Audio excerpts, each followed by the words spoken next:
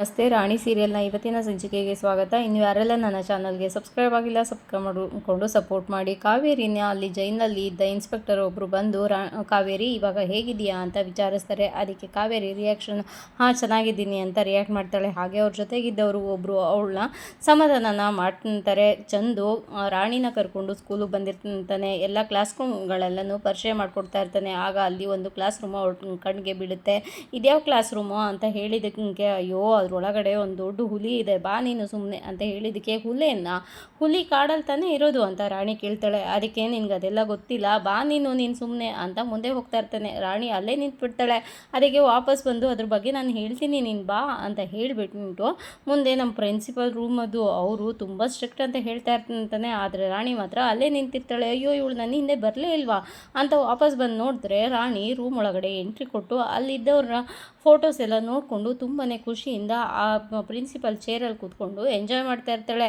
ಇವನು ಗಾಬರಿಯಿಂದ ವಾಪಸ್ ಹಿಂದಕ್ಕೆ ಬರ್ತಾನೆ. ಅವಳಿಗೆ ಮಾತ್ರ ತುಂಬಾ ಖುಷಿ ಆಗ್ತಾ ಇರುತ್ತೆ ಆ ರೂಮ್ನ ನೋಡಿ. ಅದಕ್ಕೆ ಅವನು ವಾಪಸ್ ಬಂದು, ಏ ರಾಣಿ ನೀನು ಇಲ್ಲೇನು ಮಾಡ್ತಾ ಇದೀಯಾ, ಇದ್ರೊಳಗಡೆ ಯಾಕೆ ಬಂದೆ ಅಂತ ಕೇಳ್ತಾ ಇರ್ತಾನೆ.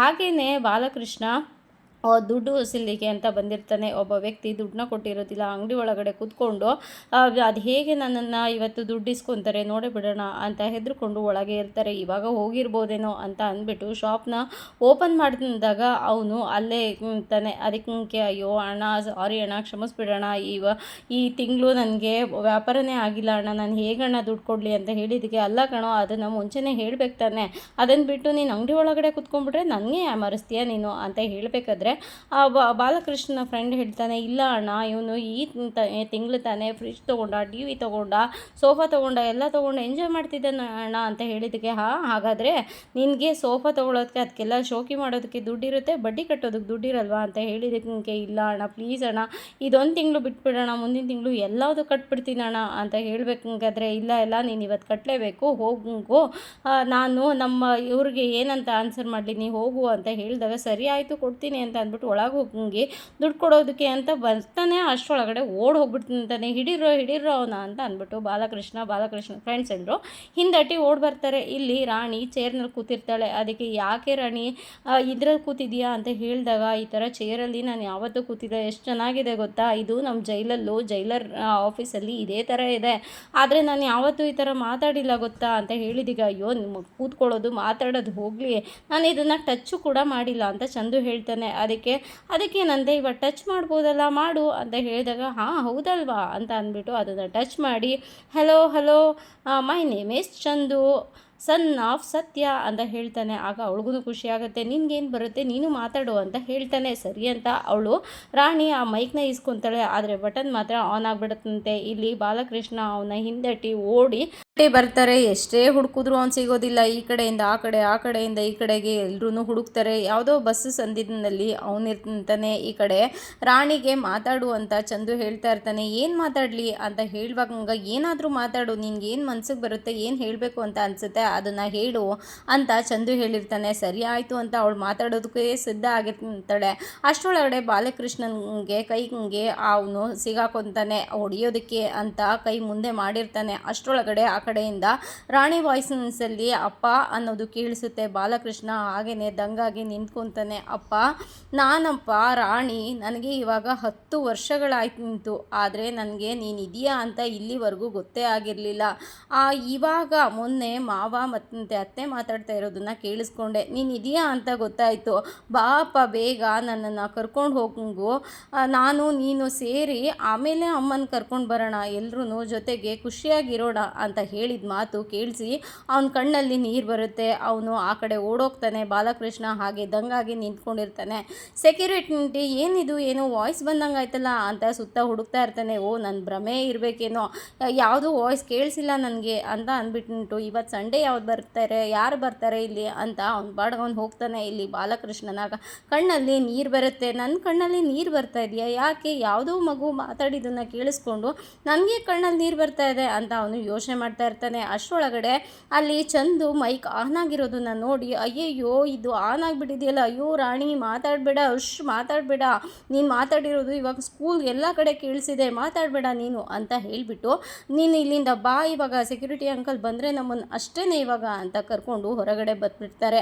ಇಲ್ಲಿ ಬಾಲಕೃಷ್ಣನ ಹುಡುಕೊಂಡು ಅವ್ನ ಫ್ರೆಂಡ್ಸು ಬರ್ತಾರೆ. ಬಾಸು ಅವರು ಸಿಗಲಿಲ್ಲ ಬಾಸು, ಅವನೆಲ್ಲೋ ಹೆದರ್ಕೊಂಡು ಬಸ್ ಹತ್ಕೊಂಡು ಹೋಗ್ಬಿಟ್ಟಿದ್ದಾನೆ ಅಂತ ಅನಿಸುತ್ತೆ ಅಂತ ಹೇಳಿದ್ದಕ್ಕೆ, ಒಂದು ಸಣ್ಣ ಕೆಲಸ ಕೊಟ್ಟರು ನೆಟ್ಟಿಗೆ ಮಾಡೋಕ್ಕೆ ಬರಲ್ವಲ್ಲ ನಿಮಗೆ, ಸರಿ ನಡೀರಿ ಅಂತ ಹೇಳಿಬಿಟ್ಟು ಬಾಲಕೃಷ್ಣ ಆ ಕಡೆ ಹೊರಟೋಗ್ತಾನೆ. ರಾಣಿ ಮತ್ತು ಚಂದು ಹೊರಗಡೆ ಬರ್ತಾರೆ.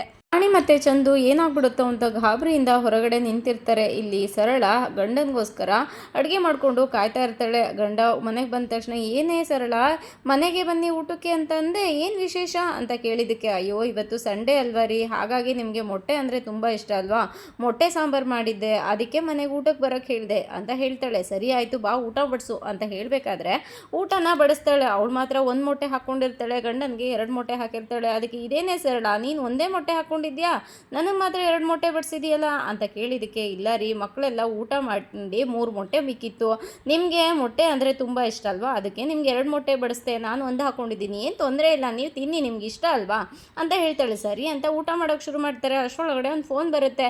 ಇರಿ ನೀವು ಕೂತ್ಕೊಳ್ಳಿ ನಾನು ನೋಡ್ತೀನಿ ಅಂತ ಸರಳ ಬಂದು ಫೋನ್ನ ರಿಸೀವ್ ಮಾಡ್ತಾಳೆ. ಅದು ರಿಸೀವ್ ಮಾಡ್ತಿದ್ದಂಗೆ ಆ ಕಡೆಯಿಂದ ಚಂದು ವಿಷಯನ ಸ್ಕೂಲಿಂದ ಹೇಳ್ತಿದ್ದಾರೆ. ಅಯ್ಯೋ ಏನು ಅಂತ ಅಂದ್ಬಿಟ್ಟು ಗಾಬರಿ ಆಗೋದನ್ನ ನೋಡಿ ಅವ್ರ ಯಜಮಾನ್ರು ಬಂದು ಏನಾಯ್ತಂತೆ ಅಂತ ಕೇಳಿದಕ್ಕೆ, ಅಯ್ಯೋ ರೀ ಚಂದು ಅಲ್ಲಿ ಸ್ಕೂಲಲ್ಲಿ ಸಿಕ್ಕಾಕೋಬಿಟ್ಟಿದ್ದಾನಂತೆ ಅಂತ ಹೇಳಿದ್ದಕ್ಕೆ, ಇವತ್ತು ಸಂಡೇ ಅಲ್ವಾ ಅವ್ನು ಯಾಕೆ ಅಲ್ಲಿಗೆ ಹೋದ ಅಂತ ಹೇಳಿದಾಗ, ಅಯ್ಯೋ ಯಾಕೆ ಹೋದ್ನೋ ಏನೋ ಗೊತ್ತಿಲ್ಲ ಅಂತ ಯೋಚನೆ ಮಾಡಿ ಹಿಂದೆ ಆಗಿದ್ದನ್ನ ನೆನ್ಕೊತಾಳೆ. ಆಗ ಚಂದು ನಾನು ರಾಣಿನ ಸ್ಕೂಲಿಗೆ ಕರ್ಕೊಂಡು ಹೋಗ್ತೀನಿ ಅಂತ ಹೇಳಿರ್ತಾನೆ. ಅದನ್ನು ನೆನ್ಕೊಂಡು ಇವತ್ತು ಅದೆಲ್ಲ ಆಗಿರೋದು ರಾಣಿನ ಸ್ಕೂಲಿಗೆ ಕರ್ಕೊಂಡು ಹೋಗಿದ್ದಾನೆ ಅಂತ ಅನಿಸುತ್ತೆ, ಅದಕ್ಕೆ ಈ ಥರ ಎಲ್ಲ ಆಗಿದೆ. ಆವಾಗ ನಿಮ್ಮ ತಂಗಿನ ನಂಬಿ ನಾವು ಬೀದಿಲಿ ಬಿದ್ವಿ, ಇವಾಗ ನಮ್ಮ ಮಗನೂ ಅದೇ ದಾರಿ ಹಿಡಿತಾ ಇದ್ದಾನೆ. ನನ್ನ ರಾಣಿಯಿಂದ ಏನಾದರೂ ನನ್ನ ಮಗನ ವಿದ್ಯಾಭ್ಯಾಸಕ್ಕೆ ತೊಂದರೆ ಆದರೆ ನಾನಂತೂ ಸುಮ್ಮನೆ ಇರಲ್ಲ ಅಂತ ಹೇಳಬೇಕಾದ್ರೆ, ಆ ಥರದ್ದೆಲ್ಲ ಏನೂ ಆಗಿರಲ್ಲ, ನೀನು ಗಾಬರಿ ಮಾಡ್ಕೋಬೇಡ, ನಾನು ಸ್ಕೂಲ್ಗೆ ಹೋಗಿ ನೋಡ್ಕೊಂಬರ್ತೀನಿ, ಇರು ಮಕ್ಕಳನ್ನ ಕರ್ಕೊಂಡು ಬರ್ತೀನಿ ಅಂತ ಅವ್ರ ಯಜಮಾನ್ರು ಅಲ್ಲಿಂದ ಹೊರಡ್ತಾರೆ. ಇಲ್ಲಿ ಬಾಲಕೃಷ್ಣ ನೆನ್ಕೊಂತ ಟೀ ಕುಡಿತಾ ನಿಂತಿರ್ತಾನೆ. ಅಲ್ಲ ಆ ಹುಡುಗಿ ಹತ್ತಿದ್ದನ್ನು ಕೇಳಿಸ್ಕೊಂಡು ನಾನು ಯಾಕೆ ಇಷ್ಟೊಂದು ಫೀಲ್ ಆದೆ,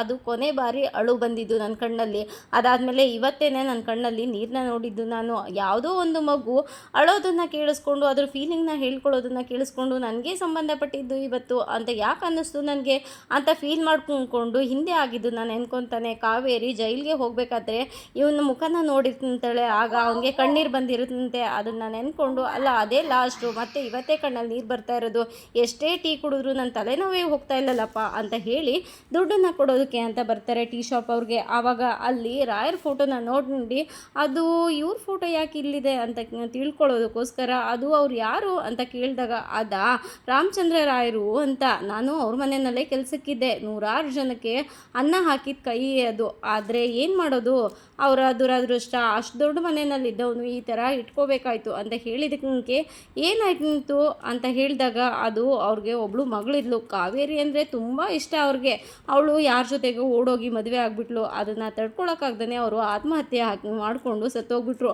ಅವ್ರು ಹೋಗ್ತಿದ್ದಂಗೆ ಅವರ ಆಸ್ತಿ ಪಾಸ್ತಿ ಎಲ್ಲ ಅವ್ರ ಹಿಂದೆನೇ ಹೊರಟೋಯ್ತು, ಇವಾಗ ಅವರು ಅನಾಥರಾಗ್ಬಿಟ್ರು ಅಂತ ಹೇಳಿದಾಗ, ಹಾಗಾದರೆ ಅವ್ರಿಗೆ ಎಲ್ಲಿದ್ದಾರೆ ಅಂತ ಗೊತ್ತಾ ಅಂತ ಹೇಳಿದಕ್ಕೆ, ಅಯ್ಯೋ ಅದು ಎಲ್ಲಿದ್ದಾರೆ ಅಂತ ಗೊತ್ತಿಲ್ಲ, ಅವ್ರಿಗೊಬ್ಬ ಮಗ ಇದ್ದ, ಅವ್ರು ಮೋಸ್ಟ್ಲಿ ಅಲ್ಲೇ ಏನಾದರೂ ಟೈಲರ್ ಶಾಪ್ ಹಾಕ್ಕೊಂಡಿರ್ಬೋದು ಅಂತ ಅವ್ರು ಹೇಳ್ತಾರೆ. ಅದಕ್ಕೆ ನಿಮಗೇನಪ್ಪ, ನೀನು ಯಾಕಪ್ಪ ಅದನ್ನೆಲ್ಲ ವಿಚಾರಿಸ್ತಾ ಇದೆಯಾ ಅಂತ ಕೇಳಿದ್ದಕ್ಕೆ, ಅದು ಅವ್ರ ಮಗ ಇದ್ದಾರಲ್ಲ ಸತ್ಯ, ಅವರು ನಾನು ಜೊತೆಗೆ ಓದಿದ್ದು, ಅದಕ್ಕೆ ಕೇಳಿದೆ ಅಂತ ಹೇಳಿದಾಗ, ಅಯ್ಯೋ ಹೌದಾ ಅಂತ ಅವರು ಫೀಲ್ ಮಾಡ್ಕೊತಾರೆ. ರಾಣಿ ಮತ್ತು ಚಂದು ಇಬ್ಬರು ಟೀಚರ್ ಕೈಲಿ ಸಿಗಾಕೊಂತಾರೆ. ಅಲ್ಲಿಗೆ ಸೆಕ್ಯೂರಿಟಿ ಮತ್ತು ಒಬ್ಬರು ಟೀಚರ್ ಬಂದು, ಏನಿದ್ದು ಯಾಕಿದ್ದೀರಾ, ಅಲ್ಲ ಸಂಡೇ ಸಿಕ್ಕಿದ್ರೆ ಸಾಕು, ರಜಾ ಸಿಕ್ಕಿದ್ರೆ ಸಾಕು, ಮನೇಲಿ ಇರ್ತೀನಿ ಅಂತ ಹೇಳೋ ಚಂದು, ನೀನು ಇವತ್ತು ಯಾಕೆ ಬಂದಿದೀಯಾ ಸಂಡೇ ಆದ್ರೂ, ಈ ಹುಡುಗಿ ಯಾರು ಅಷ್ಟಕ್ಕೂ ಅಂತ ಕೇಳ್ತಾರೆ. ಅದಕ್ಕೆ ಟೀಚರ್, ಅದು ಇವಳು ನಮ್ಮ ಅತ್ತೆ ಮಗಳು, ಅವಳು ಸ್ಕೂಲ್ನ ನೋಡಬೇಕು ಅಂದ್ಲು, ಅದಕ್ಕೆ ಕರ್ಕೊಂಡು ಬಂದೆ ಅಂತ ಹೇಳಿದಾಗ, ಅದನ್ನು ನೋಡೋದಕ್ಕೆ ಈ ರೀತಿನ ನೀನು ಕರ್ಕೊಂಡು ಬರೋದು, ಸಂಡೇನ ಕರ್ಕೊಂಡು ಬರೋದು ಕಾಂಪೌಂಡ್ ಹಾರ್ಕೊಂಡು ಬರ್ತೀರಾ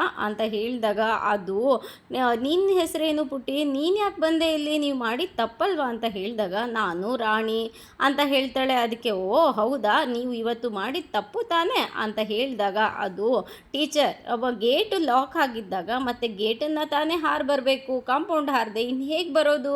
ಈಗ ನೋಡಿ ನೀವು ಒಳಗಡೆ ಇರ್ತೀರಾ, ಸೆಕ್ಯೂರಿಟಿ ಅಂಕಲ್ ಗೊತ್ತಿಲ್ಲದೇ ಲಾಕ್ ಮಾಡ್ಕೊಂಡು ಹೊರಟೋಗ್ಬಿಡ್ತಾರೆ, ಆಗ ನೀವು ಕಾಂಪೌಂಡ್ ಹಾರ್ಕೊಂಡು ತಾನೇ ಹೋಗ್ತೀರಾ ಹೊರಗಡೆ ಅಂತ ರಾಣಿ ಹೇಳ್ತಾಳೆ. ಅದಕ್ಕೆ ಇಲ್ಲ ಖಂಡಿತ ನಾನು ಕಾಂಪೌಂಡ್ ಹಾರಿ ಹೋಗಲ್ಲ, ಸೆಕ್ಯೂರಿಟಿ ಅವ್ರಿಗೆ ಫೋನ್ ಮಾಡಿ ಕರೆದು ಲಾಕ್ ಓಪನ್ ಮಾಡಿಸಿನೇ ನಾನು ಹೋಗೋದು ಅಂತ ಅವ್ರು ಹೇಳ್ತಾರೆ. ಅಷ್ಟರಲ್ಲಿ ನೋಡಿ ಟೀಚರ್ ಅಂತ ಹೇಳಿ ಆ ಕಡೆ ಒಂದು ವಚನ ಬರೆದಿರುತ್ತೆ, ಅದನ್ನು ಹೇಳಿಬಿಟ್ಟು ನೋಡಿ ದೇವ್ರಿಗೆ ನಾವು ಮಾಡಿರೋ ತಪ್ಪನ್ನ ಮನ್ಸಾರೆ ಅದನ್ನು ಒಪ್ಕೊಂಡು ಕ್ಷಮೆನ ಕೇಳಿದ್ರೆ ಆ ದೇವರೇ ಕ್ಷಮಿಸ್ತಾನಂತೆ, ಅಂಥದ್ರಲ್ಲಿ ನೀವು ಕ್ಷಮಿಸಲ್ವಾ, ದಯವಿಟ್ಟು ನಾವು ಮಾಡಿರೋ ತಪ್ಪನ್ನ ಕ್ಷಮಿಸ್ಬಿಡಿ ಟೀಚರ್, ಏನೋ ಮಕ್ಕಳು ತಿಳಿದನೇ ತಪ್ಪು ಮಾಡಿದ್ದಾರೆ, ದಯವಿಟ್ಟು ನಮ್ಮನ್ನು ಕ್ಷಮಿಸ್ಬಿಡಿ ಅಂತ ವಚನದ ಅರ್ಥ ಎಲ್ಲದನ್ನು ಹೇಳೋದಕ್ಕೆ ಶುರು ಮಾಡ್ತಾಳೆ. ಆಗ ಅವ್ರ ಟೀಚರ್ ನಿನಗೆ ಈ ವಚನದ ಅರ್ಥ ಹೇಗೆ ಗೊತ್ತು ಅಂತ ಹೇಳಿದಾಗ ಅದು ನಮ್ಮಮ್ಮ ಹೇಳ್ಕೊಟ್ಟಿದ್ರು, ಇವಾಗ ಕೃಷ್ಣ ಬೆಣ್ಣೆ ಕದಿಯೋದಕ್ಕೆ ಅಂತ ಎಲ್ಲರ ಮನೆಗೂ ಕದ್ದು ಹೋಗ್ತಾ ಇದ್ದ, ಆದರೆ ಬಯಸ್ಕೊತಾ ಇದ್ದಿದ್ದು ಮಾತ್ರ ಯಶೋದೆ ಅಮ್ಮನ ಹತ್ರ ಮಾತ್ರ.